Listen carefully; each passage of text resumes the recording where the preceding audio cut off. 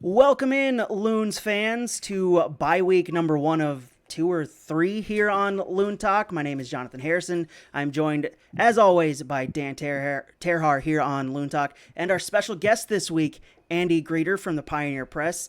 Dan, Andy, how you guys doing today? Doing well. Thanks for having me on. Excellent. Let me go on the record right away and saying I hate bye weeks and I hate international breaks. Yes. Give me them. I want to see a 95-degree game down in Dallas. That's what I wanted this week. I can't stand the 95 degrees outside right now. I don't want to deal with a 95-degree game. I do hate this. I'm going on vacation in 2 days, so I like this break. This is nice. Well, nice. Yeah, there is that. There is that part of it. You do get some weekends free and a chance to do a few things. But as far as the playing and having that much time off, it just feels so disjointed. But it is what it is. Hey, at least we got U.S. men's national team game to talk about last night. Plenty to talk about there. So I guess let's just jump right in. U.S. men's national team playing Mexico in the CONCACAF Nations League final, the first ever version of that taking place in Denver last night. U.S. men's national team win 3-2, going all the way through extra time last night. And craziness ensued basically right from the get-go. I'll start with you, Dan. Thoughts on the U.S. men's national team getting a huge win over Mexico for this young U.S. squad? Well, I didn't see the whole match. I got home at I think it was about midway through the second half, and I think I got in on the best part of it because you really did. I love rivalries in any sport are the greatest, and when you have a rivalry like USA and Mexico in soccer, where it's been dominated by Mexico forever. And then all of a sudden the United States gets a game in the US and they get a few breaks, they make the plays when they need to. And I just the intensity level of that match, the end of it was incredible. And I mean, we'll get into the details, but yeah, it's one of those matches that I always think about. And I don't know about you, Andy, but it's one of those that I think about where you go, okay, this is where I want my non-soccer friends. I want them to watch this with me. Absolutely. Because that's kind of match that converts people, don't you think? Oh, absolutely. I mean, when you have goals, first of all, and then you have penalties, you have save penalties, you have pitch invaders, you have beers being thrown on players, you have managers trying to put their arm around a referee during a VAR call. It was just you have invaders into the set. During the post-game show, you have, goalkeepers doing shout-outs for Pepsi Max after the game. It was just, I turned it off after the game thinking, wow, that was stunning, and I couldn't believe that just happened. And I scared my cat out of the room when Evan Horvath made the save, and I thought that was going to be the end of it, and there was just more to come just to show how much of an incredible night it was. Dan, I know you love extra stoppage time, and we got plenty of it at the second extra time where I think we got 12 minutes of extra stoppage time when it was given 5. Dan, how did you feel about 7 extra minutes of stoppage time? It's one of those ones where I just sat there and I just what? And at that point I didn't want it to end. It was so much fun. No, and maybe and I forgot who was refereeing. Was it Lewis? No. Who was the ref last night? I don't know. I can't remember. He was a Panamanian guy. Yeah, we've had him before. But at first I was like, "What are you?" Because it's kind of I like to guess, and you probably do the same thing. When it gets into the 89th minute, I always like to see how close I can be to guessing what the extra time will be. Sure. And I'm getting pretty good at it. But that one I was like, "Whoa, wow! I must have missed something early in that second half." But at that point, like you said, Jonathan, it was such an intense, exciting match that's like, hell, let's go. Let's play. Add 30 minutes. Let's go. The thing I'll take most away from this game, and I don't know about you guys, but the thing I'll take most away from this game for this young U.S. squad, besides them getting a huge win, getting a trophy on top of the many trophies they've won for their clubs this season, is the fight that they had. We've seen that in the past from the U.S. squad, but I think I would say probably Brazil, since after that World Cup, that fight really hasn't been there with this squad. And for the first time since Jurgen was fired, we've seen fight from this squad, and they fought back twice from going a goal down against a huge rival, one that they typically, once they go a goal down, they don't really come back from. And the U.S. kept fighting, and they didn't let the game get away from them despite a really bad start. And I think that's a really good growing block, a growth thing for them. Looking forward, that if they do get to the World Cup and they do make a run, people will look back at this game and say it started right there. This young U.S. squad started their rise right here at this game. Yeah, I think you could see it with guys like Mark McKenzie, when he has a bad back pass and kind of the issues with that cause 90 seconds into the game. Like you said, in a rivalry game where you want to play your best, and to see them fight back the way that they did was very impressive. I thought Weston McKennie looked like a leader at times. Was willing to get in scuffles with Mexican players. Christian Pulisic obviously, stepped up. He was wearing the captain's armband and really showed himself to be a leader of this young team. And that's what you need to see when you have a young group of guys that haven't played a lot of soccer together, to see who's going to be those alphas that will you back into it. Yeah, one of the questions I have, and I just thought of it now, is because I missed the first part of the game, what was the reason for the goaltending change to McMath? To Horvath? Horvath, I mean, yeah. Zach Steffen came up with an injury. I mean, he was playing pretty decent. He had a couple big saves, a huge save. I can't remember on which Mexico goal scorer it would have been, but it was a huge save, and then Zach Steffen goes out injured, and so they were forced to have a substitute there. Okay. All right. I missed that part of it. I was a little confused because I didn't think that Horvath had started the match. So yeah, I think let's stay on the Horvath topic here. Zach Steffen's always been considered the number one goalkeeper with this squad, from basically once Greg Berhalter took over, just because of his promise that he's had. He's at Manchester City, the Premier League champions. Horvath basically sat on the bench for much of the season for Club Brugge in Belgium. After that match, there's definitely got to be, with his performance that he had coming on as a sub in a huge game against Mexico, under pressure from pretty much the get-go once he came onto the field, there's definitely a goalkeeper battle, and we've seen this with the Loons. There's a goalkeeper battle now for the U.S. men's national team, I think. Yeah, Andy, I would yield to you on this one. You're a little tighter with what goes on with that team, but yeah, it is a little bit like the Loons, because in international play, you always have two starting goaltenders. Yeah. There's no scrubs. There's no guy you don't want to play. So yeah, what do you do? Yeah, I think it's very similar to the Loons situation, in the fact that Dane St. Clair is the future, and I think Zach Steffen is the future for the men's national team. And if you have a backup who has shown himself capable in big moments, like Ethan Horvath has, like Tyler Miller have, I think that's a good problem to have. I think Ethan Horvath is, I think, leaving on a free at the end of the year for a reason. So I think, kind of there is some mixed history for him, that he hasn't been as successful as Zach Steffen shows that he can be in the limited time that he has had at Manchester City with, one of the best clubs in the world. So I think, it's nice to have a quality backup, but I think it's Zach Steffen's job. Yeah. I think one of the other things that I'll take from this game, it pretty much goes along with the fight aspect that I had before, was that some of these guys, they didn't have great games. Christian Pulisic was pretty much you kind of forgot he was on the field for much of the game until the team really needed him. Mark McKenzie kind of had a pretty bad start, but then he came around, and the handball, I mean, we've talked about handballs before. It's 50-50 whether it was or not. I think it was a pretty rough call for him to get that handball that late in the game. But after having a bad start, him, Christian Pulisic, Weston McKennie, all these guys, they didn't have the greatest of games, but when the team really needed them, they stepped up in huge moments, and they came through for this team. And that's something you need from your leaders, and those guys showed out really well last night. Yeah, Andy, I got to start with this with you.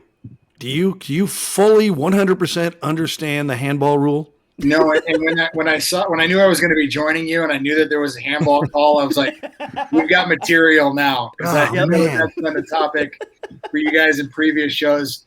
Yeah, I mean, it was really tough because in the replays it looked like it wasn't too far from his body in a very unnatural position. I thought it was very close to his body. I thought it was a harsh call to have happen, especially at that juncture of the game. Yeah, I think it does seem like they kind of pick and choose when they're going to call it and what sort of parts of the criteria they're going to use. So, yeah, I thought the U.S. were kind of harshly done by that, and I think we'd be smarting a little bit more if Greder was able to make that penalty and they leave with a draw instead of getting the trophy.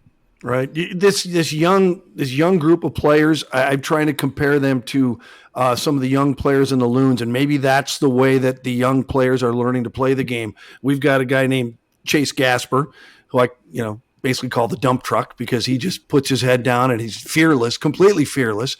Asani Dotson is another young player that plays very aggressive. And is that a trend that we're seeing in USA Soccer, that the players that are coming up, these young players, are more aggressive, are a little more fearless, maybe aren't as intimidated by international stars and international teams? Yeah, I mean, I would think so. Just looking at the clubs that they play for. I mean, we're talking about top 5 leagues in the world, clubs like Barcelona, Juve, Manchester City, on the Chelsea on down the list, Genk, a lot of different clubs at the top of the world stage that they're used to playing in rivalry games on the club level and for cups and finals on that stage. So. I think it was very important for them to kind of get validation with the national team because, I was listening to Extra Time this afternoon, and they talked about the post-traumatic stress that came from Kuvo in 2017, and I think that's just so very fresh in so many U.S. men's national team followers' history is how terrible that moment was, and some of those players and people around the club or around the country were definitely a part of that at that time too. So to kind of distance and change the course of the way things have gone for this country was very important, and to do it against your arch rival just validates it even more. You're trying to change a culture, and that doesn't happen overnight or in 1 year. That can take, several World Cups before that happens, because the competition level is so high that you can't, it's so impossible to manufacture that. It has to happen. And matches like the one last night go a long ways towards repairing that. Absolutely. And I think as Andy said, having those guys, they now play at some of the biggest clubs in the world, but now putting them together on a team for the U.S. and getting a huge win over your rivals in your region, that's huge for this team going forward. They're not going to be scared of Mexico going against them coming up in November. We'll get to that in a little bit. I don't imagine they'll be as scared going down to the Azteca come March in World Cup qualifying. They're not going to be scared about going against these teams in really rough locations and difficult situations that they'll have to do in World Cup qualifying, because they know they can do it now. They've done it. They have that experience of playing together, fighting back, and then getting a huge win in a big moment. And so I think getting that last night was huge for this team going forward and going into a World Cup next year and then hosting a World Cup in 2026. Because of last night, because of how crazy it was, I want to do some power rankings. So let's bring in a blank sheet of paper here. I'll add this to the stream. I have 12 items from last night, and we'll just start off with the first two that I come up with. The man jumps off the CBS set, and the Mexico scores 76 seconds into the match. We're just going to basically run through these 12 items I have, and we're going to power rank them on the craziest things that happened last night. So which ones, I guess, starting off with these two, which one's crazier? The man jumping off the CBS set and everybody being bewildered, looking down and wondering, where the heck did that guy go? Because we never heard from or saw from him again. Or Mexico scoring 76 seconds into this match. I think the crazier one is the man jumping off the set. I mean, everyone has experienced a bad pass and an early goal. So the crazier one is certainly the man jumping off the set for me.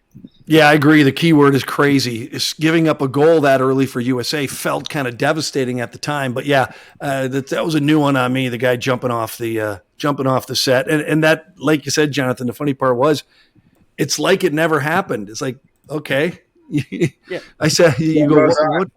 Yeah, it's just okay. Move on. I think my favorite part was the security guard looking over, like, okay, I guess I can't do anything about that now. And just like, oh well, did he die or where did he go? Because the security guard didn't have any urgency whatsoever to go get him. Maybe And that's then- commonplace in Mexico. I don't know. And then Clint Dempsey's just looking like, whatever. Which Clint Dempsey was just a star last night and on Thursday night. He was fantastic wherever he was hiding the past couple years since retirement. I loved what he brought to that broadcast crew last night. That was fun last night.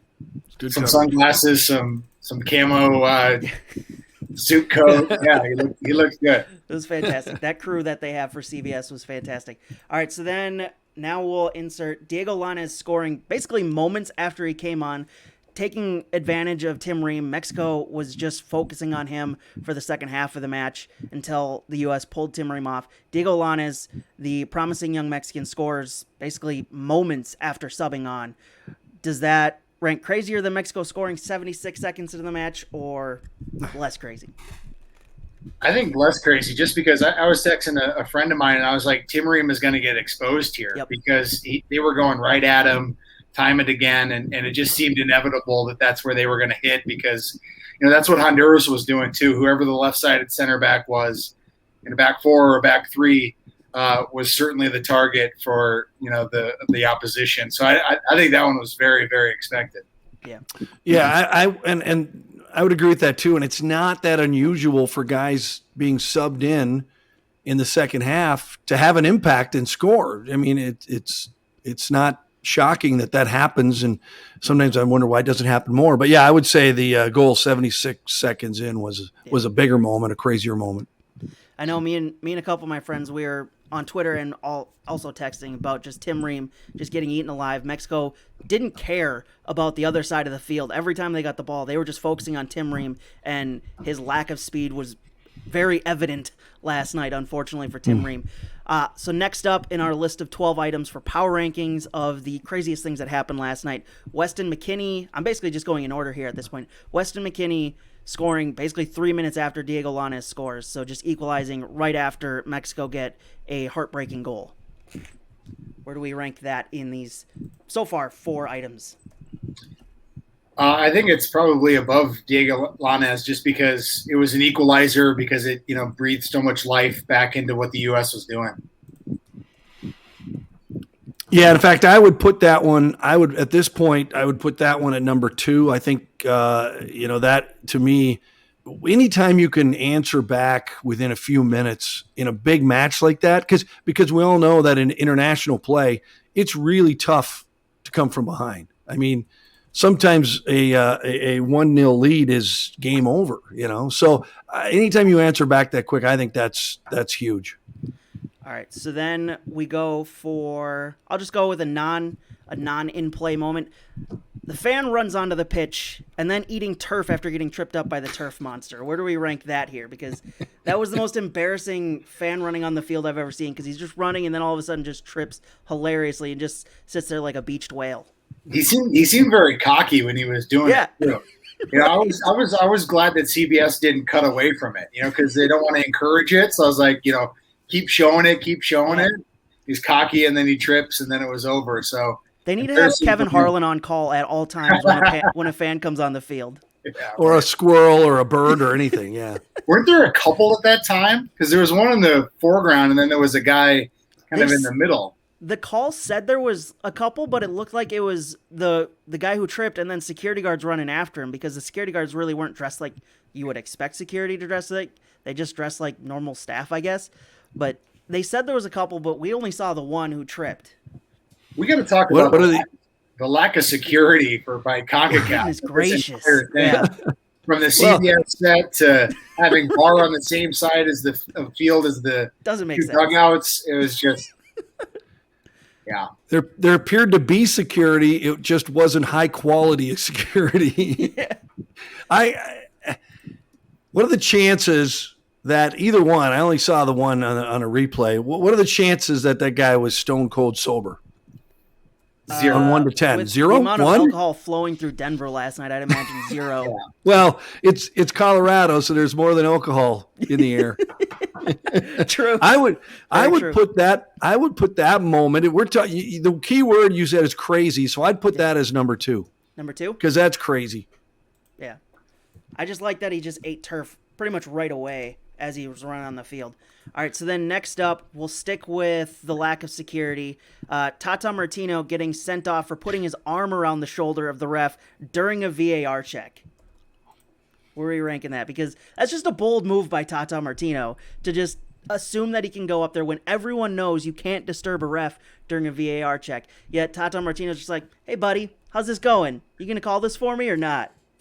And Greg Berhalter was right there, too, with his arm around Tata. Like, right. It was like a big group hug. It was so bizarre. Right. And the look on the look on whatever referee it is, and the look on the referee's face whenever a player touches them or a coach, it's just the most indignant look you can manufacture. And they'll look at their shoulder, they'll look at the player, they'll look at like, did you just touch me? Yeah. And that was pretty bizarre. He had that look when it was the handball McKenzie. The handball happened, the ball went out of play, and literally every single Mexico player, there was 10 of them, besides the goalkeeper, swarmed him, and he's just like, really, you guys going to do this? I understand there's a handball, but, like, you really going to swarm me like this, all 10 of you? I get the point. Yeah. We'll look at it. Like, what do you think Tata was saying to the official there? Like, hey, man, we're buddies? Like, what was that? Buy your dinner tonight? What was that? Yeah. You call this for me, I'll buy you a nice steak. Yeah. Well, I don't know if it's like in Major League Baseball, they can't argue balls and strikes. Right. So they'll come out and argue, and they'll say anything else other than talk about the pitch. and the good managers can go out there and scream at a guy for nothing because he can't talk about what he's out there to scream at about. So I don't know if it's like that, but I don't think that the referee heard a word of it. As soon as he put his arm around him, the referee's mind absolutely went blank. Like, are you really touching me? Do you have your arm around me? It's like a bad first date. Are you really putting your arm around me? Where was the fourth official on this? He's supposed to act as the de facto security, keeping the managers away, and fourth official is nowhere to be found. Didn't see him. I'd put that moment at number 3, a strong number 3, or number 2. I could even be convinced. But yeah, that was amazing. I think I'm with you on number 3. Just what was everybody thinking in that moment? Yeah. We talked about. We'll continue the lack of security here. A Mexican player getting hit by a projectile launched by Mexico fans. So they're obviously aiming at the U.S. fans, and they hit one of the Mexico players right in the head, and the Mexico players just throw their hands in the air like, what are you doing? Like, stop aiming at us. It's quite the commitment. Those beers must have cost like $15. They're not cheap. Those were big gulps. Those were not just 12 ounces. They must have been pretty angry to throw those. Those were my favorite souvenir cups, and they're just throwing them on the field. You keep those. You don't get rid of those. Come on. Do we know for a fact it was a Mexican fan that threw it? We do. Okay. All right. Yeah. Well, that makes it even a little bit crazier. Their aim's not that good. So number 3 or number 2 here? Because it's going to be hard to beat man jumping off the CBS set. It really is, because that's just something you don't see every day. So, yeah, I'd go number 2. Number 2? All right. Yeah, I would. Put that number 2. And listeners, if you want to argue with us on these, go ahead. Get in our Twitter mentions here. Next up, we'll go back onto the field. Hector Herrera, the Mexico player, somehow stays on despite an obvious yellow card, which would have been his second yellow of the match. Typical CONCACAF stuff where an obvious yellow just goes unchecked, uncared for, despite it being what would have been a really key moment in that game with Hector Herrera going off. Where are we ranking that here? He did a few things. He had a couple studs up challenges. Yeah. He had an arm to or a hand to a throat of a U.S. player. Yep, Weston McKinney. Yeah, there were multiple, infractions that he had that he got away with. I don't know what he was able to do to stay on the field. That was startling to see that he was able to do that. Yeah, I thought the same thing. I thought, oh, he's gone. I thought, this is it. He's out. Nothing. And so that. And you could see Tata Martino, and they mentioned it on the broadcast. They're like, well, he's going to be pulled right away because he's already treading dangerously with one yellow, and he just doesn't seem to care that he's on one yellow because he keeps going in on these things. So I don't know, because of it being CONCACAF and because of this stuff happens all the time, I don't know that I'd rank this pretty crazy. I think this would probably be near the bottom of my list because kind of generally expected when you get a CONCACAF game. Yeah, I'd agree. Yeah, I'm okay with that. You can put that down somewhere near the bottom. Yeah. So then we'll go to literally any of the second half scraps between the teams. because there wasn't really any in the first half. But in the second half, pretty much from the get-go, there was scraps between these two teams coming together of large groups of players that stopped the game for minutes at a time. We haven't really seen that in a while between these two teams, but you want to see soccer played, but it's good to see the rivalry truly back with these two teams. Yeah, I mean, Dan brings up hockey a lot. It felt like, the Wild playoff series, like every whistle they were coming into each other, and it seemed like that very much, where every instance that they saw the other guy or the other shirt, they were in their face. Yeah, I think that the halftime speeches must have been fire and brimstone in both locker rooms, because they both came out and played, like we talked about early, just played like, guys that were hungry and guys that were not afraid to run, to go spikes up when you've already got a yellow card, or put our hands around the throat of a player when you've got a yellow. So I'm sure that was the message in both locker rooms was, hey, if you want this, how bad do you want this? You're going to have to go out there and take it. And that makes for some intense soccer. So I think the overall intense play in the second half, I'd put up there in, somewhere around fourth or so. I mean, that's what made that match as exciting and as crazy as it was. Yeah. So we're going 4 for that one. Put it right there. So then we got 3 left here. Do we want to start with the ref or go with the penalties? I'm thinking the ref here. So we'll start with the ref's very overdramatic signaling of the penalty calls, where he just goes in. If you're watching the YouTube stream of this, once he comes away from the VAR check, it's really big arm wave towards the penalty area. Hey, I'll take it over. I don't remember which United game it was, but where there was some waffling on if it was a penalty or not. Did he point to the spot? Did he not? Yeah. I'd rather take the overdramatic. We have no doubt that there's a penalty. He was clearly playing to the stadium. He was doing the stadium concert there with that one, making sure everybody could see it, including in the back row. I'm totally with you, Andy. There are times when the signal is either so brief or so half-hearted that you go, what just happened? Right. Did he point? Did he put his arm up? You're just looking. Was it offsides? Is it penalty? What the hell happened? And so I actually appreciate that as a broadcaster. I want the officials to make it crystal clear, so there's no doubt in my mind what he's calling, and I like that. I noticed that right away. I said, because you come out and they make the VAR signal, and you're watching, and okay, that was pretty crystal clear, no questioning that, and he's doing that to insert confidence too, because he doesn't want, if you show weakness to the players, that's just fuel for them, right? Yeah. And by the way, his VAR signal was a 72-inch TV. It was a huge VAR signal. Yeah, he's got long arms. It wasn't a small one. He went huge. Would anybody have been surprised if he went all Liam Neeson on the bit, like Naked Gun, and started doing twirls and backflips? The umpire in that baseball game. Would any have been surprised? Given all the wild stuff that happened in this one. Little moonwalk right after the VAR, and then moonwalk. And somersaults, twirls, I think I put this one above Tata Martino getting sent off by... Yeah, somewhere there in the middle. Yeah. I have a couple things there. And then lastly, the last 2 here. Ethan Horvath, extra time penalty save. Where are we ranking that?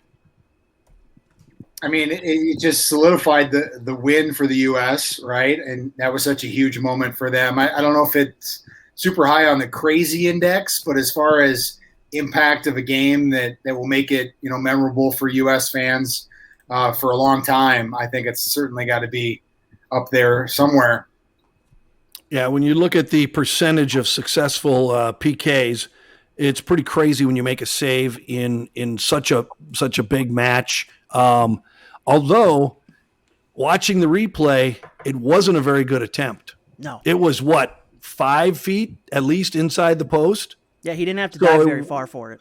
Yeah, it was not a very good attempt. I mean, now, again, 90% of the battle for a keeper is guessing the right direction, and he did that.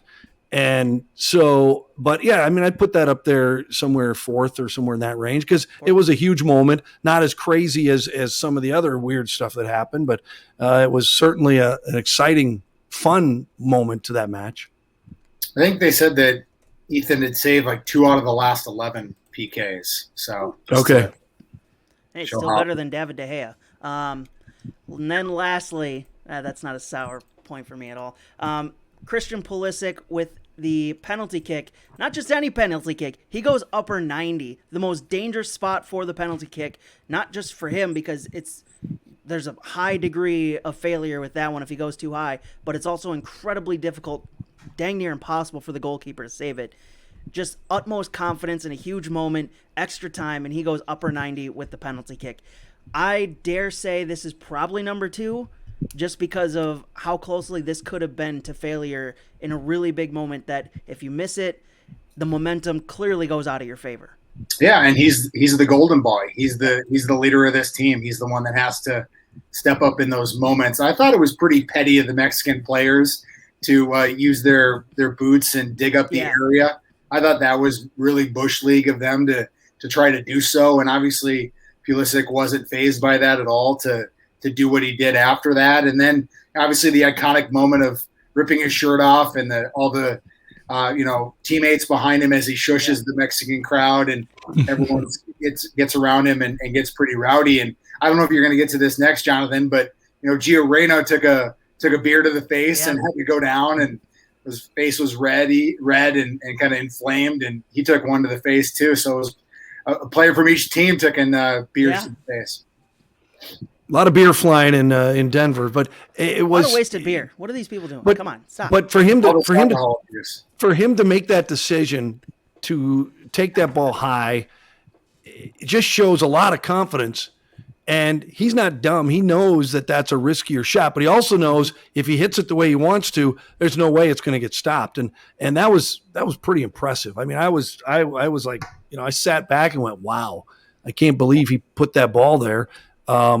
Because we've been watching too many Minnesota United matches. I expected that one to end up in the brew hall somewhere. So we're not used to people hitting the goal all the time. That's an adjustment. So I thought it was very impressive. And I'd put that up near the top because, man, you think at that point, you'd say, all right, just make sure I don't miss. Right? Isn't that what you go in thinking? Don't miss, just don't miss. And he took as risky as a shot as I've ever seen. Yeah, and Memo Ochoa went the same way, and he put it where he couldn't get to it. But Memo Ochoa was also kind of Bush League in the Costa Rica game when Johan Venegas and Francisco Calvo were stepping to the penalty spot, and Memo Ochoa was going out to the penalty spot after each taker and kind of intimidating them and kind of stepping back. I thought he was kind of Bush League in that too. So I'm sure there's some U.S. fans. I know my wife is pretty excited that Memo Ochoa got scored on there. She's not. He's not her favorite player, so. Fair enough. That has been our power rankings. If you disagree or agree with any of them, let us know over on Twitter at our separate YouTube or our Twitter handles. I disagree with most all of them.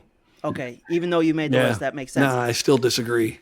We'll stick with international play. We got a couple loons abroad right now. Robin Lod and Jukka Raitala played 90 minutes for Finland in their 1-0 loss to Estonia. Surprising loss for them considering the different levels of skill there. Jan Gregers played just 28 minutes for Slovakia in their 0-0 draw against Austria. The big one, though, for Loons fans and for Dane St. Clair in Canada. Dane St. Clair received his first ever cap for Canada in their 7-0 shutout of Aruba in World Cup qualifying action. Correct me if I'm wrong, guys. I don't think he even faced a shot on the night. I didn't see one. Nope. Yeah. There was nothing coming his way. It was pretty cakewalk debut for him.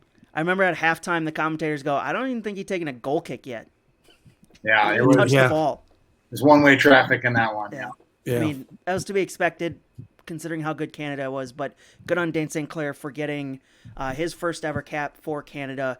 Bright future for him. We'll transition into our look across the league segment. We'll stay with Minnesota United and international play because according to Stephen Goff of the Washington Post, presumably Allianz Field, he just said St. Paul in his tweet, but I would imagine that means Allianz Field has emerged as a front runner alongside Columbus and one other unnamed MLS city to host the November World Cup qualifying match between the U.S. and Mexico. Please, for the love of all that is true and holy, bring that game to Minnesota in November. I want the elements at play when the U.S. takes on Mexico at home. That would be so fun to have that game at Allianz Field. I know Columbus has always historically been the home of that match, but having the weather here in November, play a key part in that match against Mexico would be so much fun. Come on, Columbus can't even decide what their team name is. Throw them out.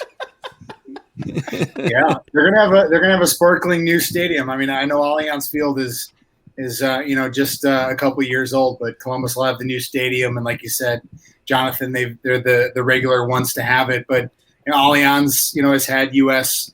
Men's national team games. I think it was a Gold Cup a few years ago. The women's national team game.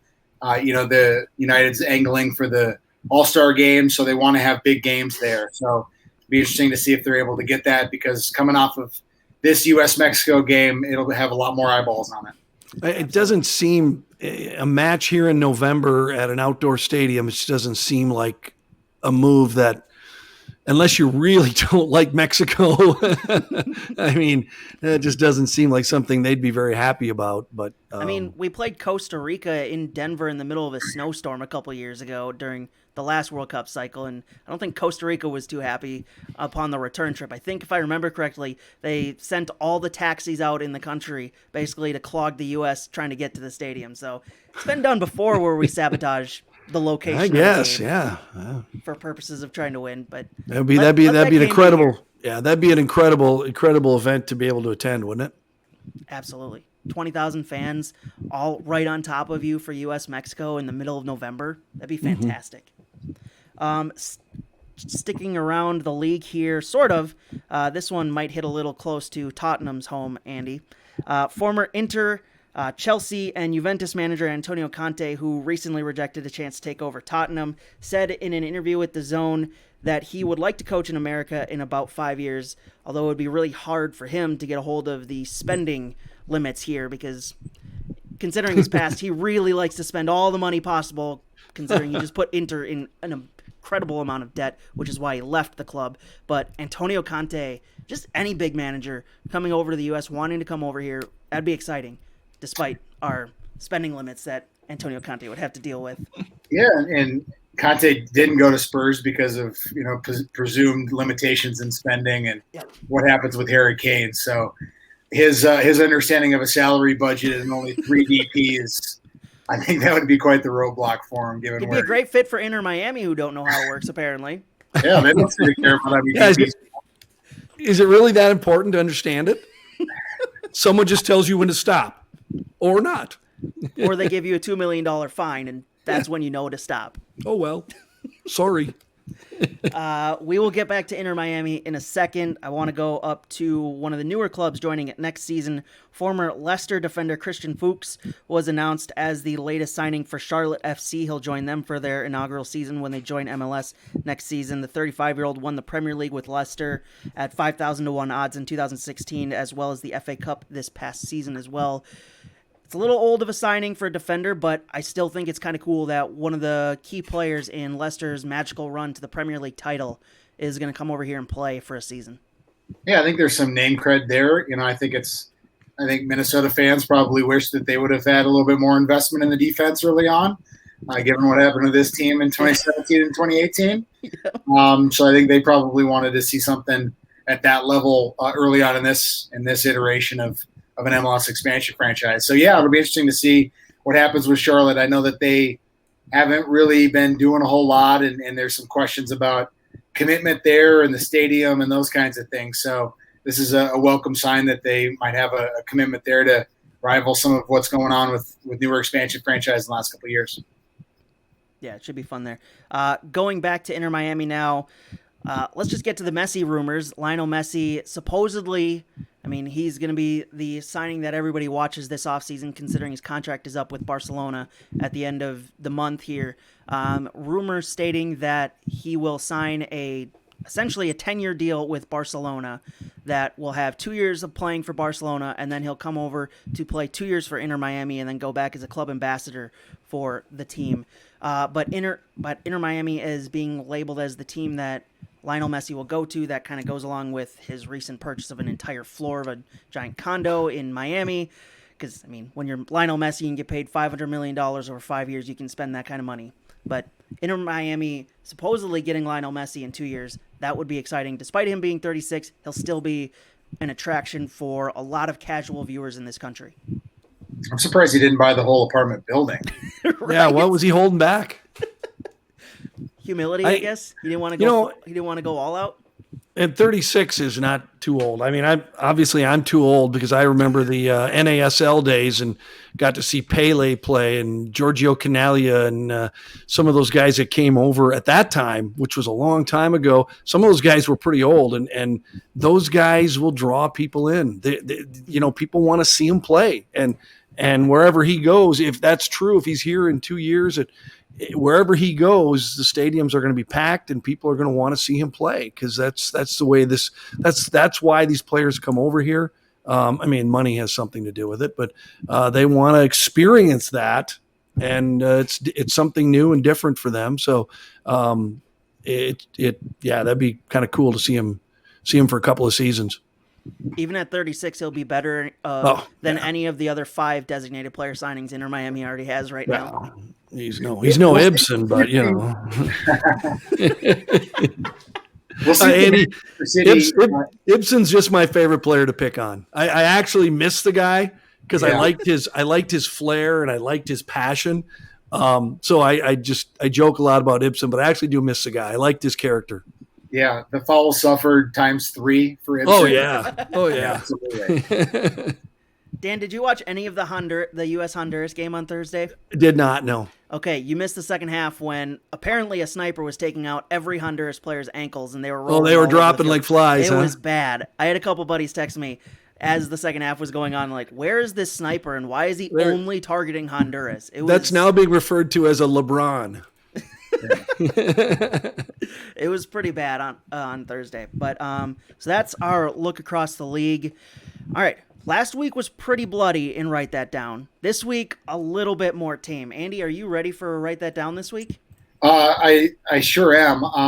I think my number one is Franco Fragapane will score multiple goals. They have three games next week, and I think he'll get on the score sheet at least twice. And I don't think Adrian Unu will at all. Oh, wow! Write that down. Parlay here. I like this. Going big. So so basically Andy's saying we still don't have a striker. Spent all that money, we still don't have a striker. Well, Andy, not initially. Earlier this year, I went out on a bold prediction and just said sometime before June, a striker would score a goal for Minnesota, and I barely pulled that one off. Thanks to Ramon Avila. Write that down if you're not aware. Works like this: 3 soccer-related predictions. At least one of them has to be Minnesota United-related. We'll keep track of the correct predictions. We'll call them goals throughout the year, and the most goals at the end of the year wins the Golden Boot. We'll do a quick accountability session. I finally got on the board, Dan. It finally. I was feeling bad for you. I said the U.S. men's national team will beat Honduras on Thursday. I took the easy way out, but it finally happened. And this one's surprising, Dan. You labeled this as a big difference between these two teams. We're going Minnesota Amateur Soccer League, Division I Stegman's 1977 will score at least 5 goals against Division IV Karen FC in the Minnesota Cup. Well, I went to check the score. Karen FC not only didn't allow 5 goals, they won 2-1 in the Minnesota Cup. So a Division IV side beat a Division I side. Dan, I'm not happy about that one at all. I was looking for a freebie. Reaction. I was looking for an easy point. Karens. Karen FC did not like you trying for an easy point. So our standings. Myself and the guests have 1 correct prediction, while Dan has 5. Dan, you're at 38% correct. I'm at 10%, and guests are at 50%. Andy, you already had your first one, so Dan, I'll let you go next. All right, Minnesota at Dallas. I can't wait to get back at it. Oh, it's going to be fun. Our number 10, Emmanuel Reynoso, will be involved in every Minnesota goal scored in Dallas on Saturday. Oh. I don't know if they're going to score 1 or 4, but however many they scored, he'll be involved in every one of them. Okay. There you go. Write that down. It's pretty remarkable that he doesn't have a primary assist yet this year. I mean, seven games in, and he doesn't have a primary assist. Obviously, he's number 2 in the league in key passes, but haven't been able to get on the end of it. I think that's maybe one of the most surprising things so far. Well, this season, Andy, he's not surprising people. everybody knows what to prepare for, Yeah. and they're doing a good job of it because he's been just shut down for whole halves at a time. So, Absolutely. For my first write that down, I will go with the Loons here. Despite him not starting for the past couple games, he did get the start for Canada. Dane St. Clair will have at least 4 clean sheets for Minnesota United this season. By the end of the season, he'll have 4 of them. Write that down. You're just looking for easy points now, aren't you? You know something we don't know about Tyler Miller? No. Not that I've heard. You've been talking to Cal again? No. Nothing new on that front. All right. Well, if he despite plays, constantly predicting it. Your biggest risk on that one is how many times is he going to play the rest of the Absolutely. season? Yeah. Yeah. All right. And we've talked about it. Tyler Miller is a good goalkeeper, but they have 2 number ones. How long do they keep with 2 number ones? Do they trade one at the trade deadline? I don't know. But I'm predicting Dane St. Clair will get at least 4 clean sheets this season. Andy? Since I went premature and kind of ruined the bit by giving you a prediction. It's not that good of a bit anyway. Don't worry about it. I don't know what that was all about. You're ready, and I just spouted off right away. No worries. Very eager over here. To that point, Minnesota United will trade Tyler Miller this year. I think that's a pretty easy one. I think Adrian Zendejas has a couple of clean sheets in his USL stint. I think they're confident in him as a backup, and I think I've heard a few people around the club talk about the outlook going forward with the roster is comings and goings is kind of how it was described of trades, one person in, one person out, not multiple guys coming in, and I think Tyler Miller's at the top of that list of departures. What do you mean, Adrian saying last week that he's happy with his roster? He doesn't expect any more players coming in. No more was changes. A lie? Yeah, he didn't say for probably the first time in recorded history that they're not 1 or 2 players away. So took us all aback. We're all confused. We're like, what is this? It's like when a general manager tells you that the coach's job is safe, he's going to get fired in about 2 days. Yeah, Stephon Diggs will be a Minnesota Viking next season. Yeah, he's not going anywhere. He traded to Buffalo. He's not going anywhere. All right, my number 2, next Monday morning in group stage, Slovakia, Jan Greguš and Slovakia taking on Poland in group stage play.